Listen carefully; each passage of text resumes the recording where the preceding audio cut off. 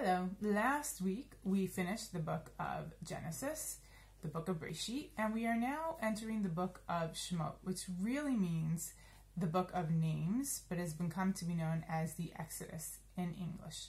And yes, the Exodus does occur in the book of Shemot, but it is very important to take note of the word Shemot and that it means names, because this gives us the reason why the redemption was able, the Exodus and the redemption was able to begin.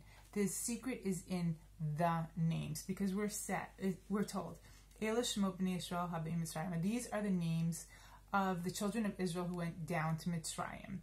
And we're told that Yaakov and his 12 sons went down and were given all their names. All 11 names of the tribes, and we're told that they came down and that Yosef was already there. And that's all the names that were given, because when the tribes came down, each one knew who they were and what was important and what was their mission, and they were very tied up with their identity. And that's why we're told that it wasn't until that generation of the people who had their sense of identity, those people, once they died, we're told, that's when the Shibud Mitzrayim, that's when the subjugation began. When everybody who understood and knew what their identity was were gone, the others were left susceptible to enslavement. Because if you don't know who you are, you can't be loyal to who you are. You're susceptible to being enslaved to something else, to somebody else. And so that's when it happened. And that's why we're told after that a man from the house of Levi took a woman from the house of Levi, and we're told about the sister, but we're not given names until we're told that Moshe is born and the redemption begins. But how does the redemption begin?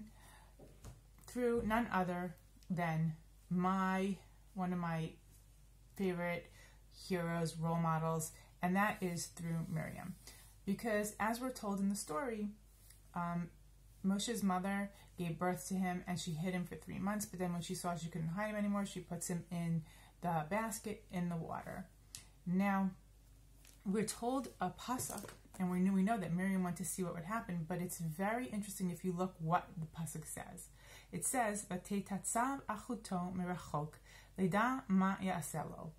So, it's very interesting. My English translates it as his sister stationed herself at a distance to know what would be done with him. And that's how I've always seen that pasuk, understood that pasuk. But if that's supposed to be exactly what it means, it really shouldn't say Leda, to know, Ma ya'aseh lo, what he would do with him. It should say she stood from far lirot, to see, and Ma yikrelo, what would happen to him. That would be the proper usage if that's the definition.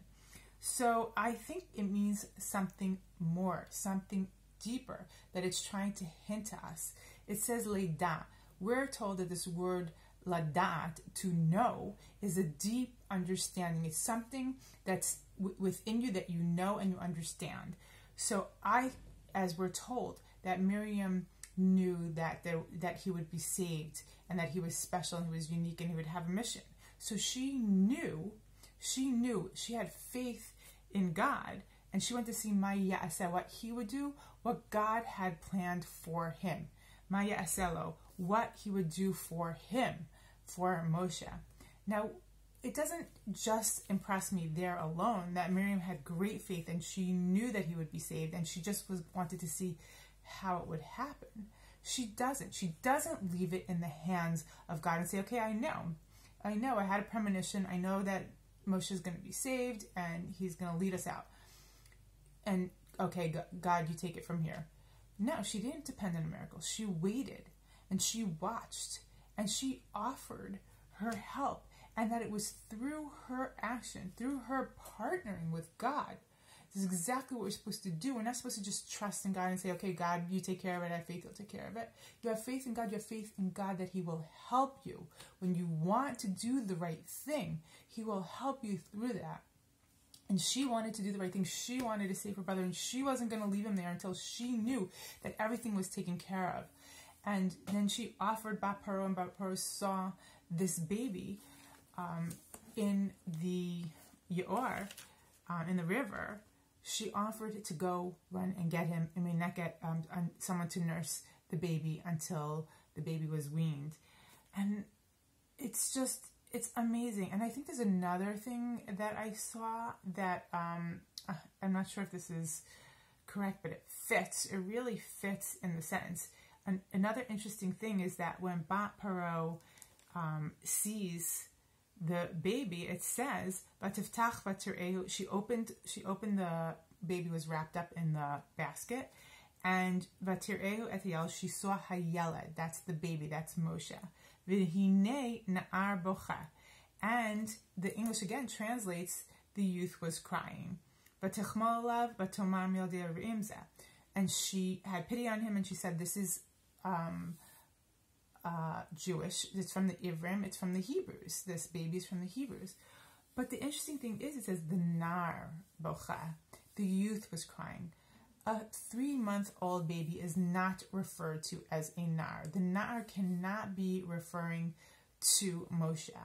And the way that I see it is, Miriam was the older sister of Aaron. I think when Miriam went out to watch, little Aaron tagged along. He tagged along big sister, and he was the one that was crying. And when Bat Paro, the daughter of Paro, saw that this girl ran and there was a boy crying when she opened up the basket, thinking, "Oh no, now the Paro's daughter sees the baby and she's going to do something to the baby," and that the little boy was afraid, then she had pity.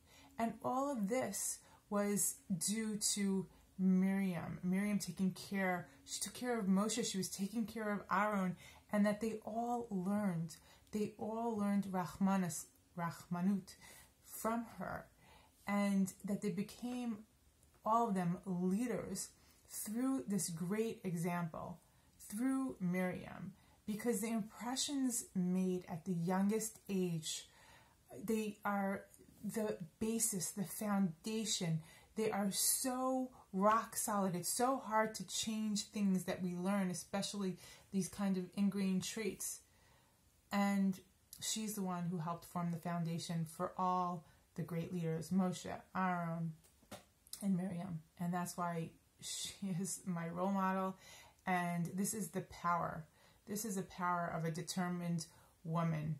And as we know, that it was b'schut Nashim Sitkaniot, in the merit of the righteous women, that we left Egypt, and it will be in the merit of the women that we get out of, hopefully, the mess that we're in now, if we could just continue to do the right thing and have faith that God will help us.